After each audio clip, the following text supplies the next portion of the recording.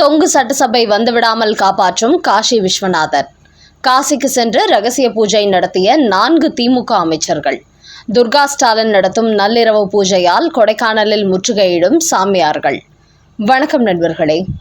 2026 சட்டமன்ற தேர்தலில் மும்முனை போட்டி வெடித்திருப்பதால் ஒட்டுமொத்த திமுகவினரும் உச்சக்கட்ட அதிர்ச்சியில் உறைந்து போயிருக்கிறார்கள். முதலமைச்சர் மு.க.ஸ்டாலின் இந்த பயத்தை வெளிக்காட்டிக் கொள்ளவில்லை என்றாலும் திமுகவின் அமைச்சர்கள் இதுவரை இல்லாத அளவுக்கு பெரும் பீதி அடைந்துள்ளார்கள். குறிப்பாக தாங்கள் போட்டியிடும் தொகுதிகளில் தங்களுக்கான அதிருப்தி அதிகமாக இருப்பதோடு தமிழக வெற்றிக் கழகமும் திமுகவின் ஓட்டுகளை பிரித்ததால் அதை பயன்படுத்தி அதிமுக கூட்டணியினர் தங்களை எளிதாக வெற்றி பெற்று விடுவார்களோ என்று திமுகவின் பல சீனியர் அமைச்சர்களுக்கு அச்சம் அதிகரித்துவிட்டதாம். இதன் காரணமாகவே சட்டமன்ற தேர்தல் முடிந்ததும் மு.க.ஸ்டாலின் கொடைக்கானல் சென்றுவிட்ட நிலையில் அவரது மகன் உதயநிதி துபாய் நாட்டுக்கு பறந்துவிட்டார். ஆனால் திமுகவின் முக்கிய அமைச்சர்களோ கோவில் கோவிலாக அலைந்து கொண்டிருக்கிறார்கள். குறிப்பாக திமுகவின் அமைச்சர்கள் துரைமுருகன், கே.என். நேரு, ஐ. பெரியசாமி, மூர்த்தி உள்ளிட்ட பல முக்கிய அமைச்சர்கள் குலதெய்வ வழிபாடு, பிரசித்தி பெற்ற ஆலயங்களுக்கு சென்று வழிபடுதல் என்பதோடு நிறுத்திக் கொள்ளாமல் காசிக்கு சென்று காசி விஸ்வநாதரை வணங்கியுள்ளார்கள். அதோடு நிறுத்திக் கொள்ளாமல் அங்கு ஒரு ரகசிய பூஜை நடத்தியுள்ளார்களாம். தேர்தல் வெற்றியை முன்வைத்து பிரபலமான சாமியார்களை கொண்டு காசியில் இந்த பூஜையை நடத்தியுள்ளார்கள். இதற்காக இவர்கள் பல நாட்கள் விரதம் கடைபிடித்ததாகவும் சொல்லப்படுகிறது. அந்த அளவுக்கு கடந்த காலங்களை விட இந்த முறை திமுகவினருக்கு தோல்வி பயம் பற்றி கொண்டுள்ளது. விஜயகாந்த், கமல்ஹாசன் போன்ற நடிகர்களை விட விஜயின் தாக்கம் வேறு மாதிரியாக இருக்கிறது. இளவட்டங்களின் ஆதரவு அலை வீசுகிறது. அதோடு திமுகவின் சிறுபான்மையின ஓட்டுகளுக்கு அவர் குறிவைப்பதால் தங்களை அடித்து காலி பண்ணி விடுவார்களோ என்று முக்கிய அமைச்சர்களே பீதியில் கிடக்கிறார்கள். அதனால்தான் பெரியாரிசம் பேசும் திராவிட கோட்டையை சார்ந்த முக்கிய அமைச்சர்கள் தற்போது காசி விஸ்வநாதர் ஆலயத்திற்கு சென்று ரகசிய பூஜை நடத்தியுள்ளார்கள். இவர்கள் மட்டுமின்றி முதலமைச்சர் மு.க.ஸ்டாலின் மனைவியான துர்கா ஸ்டாலின் மீண்டும் தனது கணவர் முதலமைச்சராக வேண்டும் என்பதை வலியுறுத்தி பல கோவில்களுக்கு சென்று தரிசனம் செய்வதோடு சிறப்பு பூஜைகளும் நடத்தி வருகிறார். தற்போது அவர் கொடைக்கானலில் முகாமிட்டிருந்தாலும் பல சாமியார்களை அங்கு வரவைத்து சில நள்ளிரவு பூஜைகளும் நடத்தி வருகிறாராம். அந்த வகையில் விஜய் கொடுத்த பீதி காரணமாக பெரியார் பூமியே ஆன்மீக கோட்டையாகிக் கொண்டிருக்கிறது.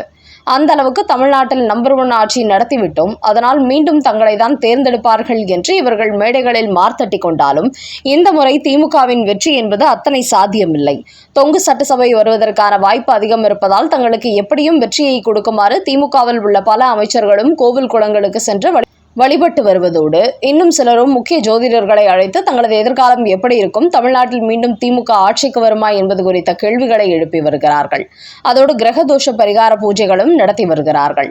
அந்த அளவிற்கு இந்த முறை அதிமுக, பாஜக உள்ளிட்ட கட்சிகளை விட திமுகவினர் தான் பெரிய அளவில் தோல்வி பயத்தில் இருப்பது அவர்களின் இந்த செயல்பாட்டின் மூலம் உறுதியாகி இருக்கிறது. அடுத்த செய்தி. மே 4ஆம் தேதிக்கு பிறகு பரபரப்பாகும் அண்ணாமலை. டெல்லிக்கு வருமாறு அழைப்பு விடுத்த அமித்ஷா. உறுதியாகும் தினமலர் செய்தி. தமிழக பாஜகவின் அண்ணாமலை 2026 சட்டமன்ற தேர்தலில் போட்டியிடவில்லை என்றாலும் தீவிர பிரச்சாரத்தை மேற்கொண்டார். இந்த நிலையில்தான் சட்டமன்ற தேர்தல் முடிவுகளுக்கு பிறகு அண்ணாமலைக்கு ஒரு முக்கிய பதவி வரப்போவதாக நேற்று மீண்டும் தினமலரில் ஒரு செய்தி வெளியிட்டுள்ளார்கள். அதில் அண்ணாமலை ஆந்திரா மாநிலத்திலிருந்து ராஜ்யசபா எம்பியாக தேர்வு செய்யப்பட இருப்பதாக தெரிவிக்கப்பட்டுள்ளது. எம்பி ஆனதும் மத்திய இணையமைச்சர் ஆவார். தற்போது எல்முருகன் வகித்து வரும் தகவல் தொழில்நுட்பத்துறை அவருக்கு செல்லும் என்றும் தெரிவிக்கப்பட்டுள்ளது. இப்படி ஒரு செய்தி வெளியானதும் அண்ணாமலை ஆதரவாளர்களுக்கு உற்சாகத்தை கொடுத்திருக்கிறது. காரணம், எல்முருகன் ராஜ்யசபா எம்பி ஆக்கப்பட்டு மத்திய இணையமைச்சர் ஆக்கப்பட்டாலும் தகவல் தொழில்நுட்பத்துறை அமைச்சராக இருந்து கொண்டு அவர் எந்த வேலையும் சிறப்பாக செய்யவில்லை.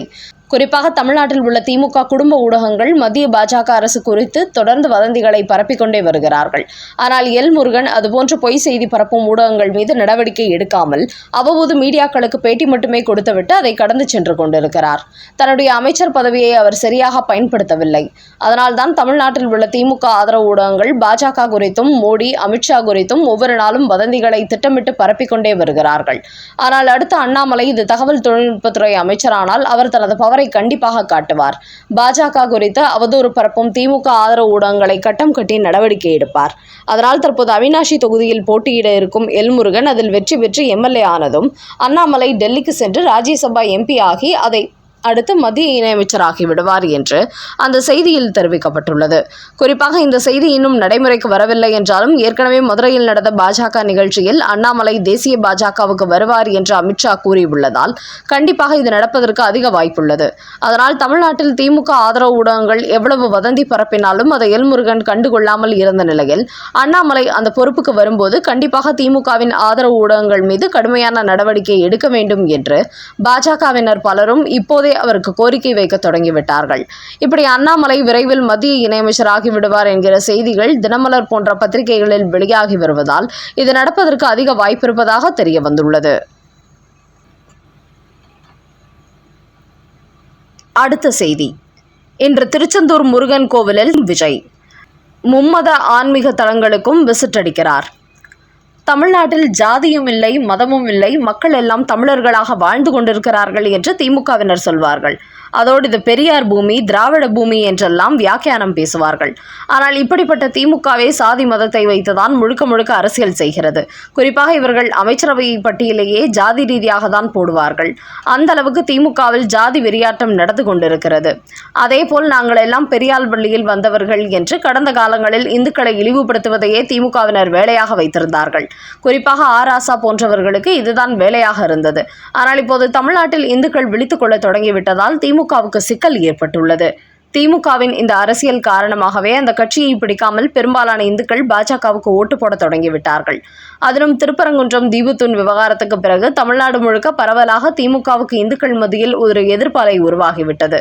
என்றாலும் சிறுபான்மையினர் ஓட்டுகள் திமுகவுக்கு அதிகமாக கிடைத்ததால் இத்தனை நாளும் இந்துக்களின் வாக்கு வங்கியை நினைத்து பெரிதாக கவலைப்படாமல் இருந்த மு.க.ஸ்டாலினுக்கு இப்போது விஜய் களமிறங்கி சிறுபான்மையினரின் பெரும்பாலான ஓட்டுகளை தன் பக்கம் திருப்ப தொடங்கிவிட்டதால் இனிமேல் இந்துக்களின் ஓட்டுகளை இழந்தால் தமிழ்நாட்டில் திமுக அரசியல் செய்யவே முடியாது என்பதை மு.க.ஸ்டாலின் புரிந்து கொண்டார். அதனால் தற்போது திமுகவினர் இந்து மத அரசியலையும் கையில் எடுத்து விட்டார்கள். இந்த நிலையில் தற்போது தமிழக வெற்றிக் கழக தலைவர் விஜய் எந்த ஊருக்கு சென்றாலும் அங்குள்ள கோவிலுக்கு சென்று தரிசனம் செய்ய தொடங்கிவிடுகிறார். இந்த நிலையில் நேற்று இரவு அவர் சென்னையிலிருந்து தனி விமானத்தில் மதுரை சென்றுள்ளார். அங்கிருந்து காரில் திருச்செந்தூர் சென்று முருகன் கோவிலில் சாமி தரிசனம். இப்படி திருச்செந்தூர் முருகன் கோவிலில் தரிசனம் செய்யும் விஜய் அதையடுத்து தூத்துக்குடி சுற்று வட்டார பகுதிகளில் உள்ள மும்மத வழிபாட்டு தலங்களிலும் தரிசனம் செய்ய போகிறாராம். அதோடு சட்டமன்ற தேர்தல் முடிவுகள் வெளியாகும் மே 4ஆம் தேதி மாலை விஜய் ஆஸ்திரேலியா செல்ல ஒரு செய்தி பரவி வந்த நிலையில் தற்போது அந்த செய்தியை அக்கட்சி மறுத்துள்ளது. அரசியல் காழ்ப்புணர்ச்சி காரணமாக விஜய் குறித்து இப்படி சில கட்சிகள் அவதூறு செய்திகளை திட்டமிட்டே பரப்புகிறார்கள் என்றும் தாவேகாவினர் கூறுகிறார்கள். கள் இறக்குவதற்கு தடை ஏன்? சென்னை உயர்நீதிமன்றத்தில் தமிழக அரசு கொடுத்த விளக்கம். கள் என்பது இயற்கையான பானம், உடலுக்கு எந்தவித தீங்கும் விளைவிக்காது. இது மத்திய உணவு பாதுகாப்பு சட்டப்படி பாதுகாப்பான உணவுப் பொருள் என்ற பட்டியலில் இடம் பிடித்திருக்கிறது. அப்படி இருக்கும்போது தமிழக அரசு மதுவிலக்கு சட்டப்பிரிவு படி கள் இறக்குவதற்கு தடை செய்கிறது.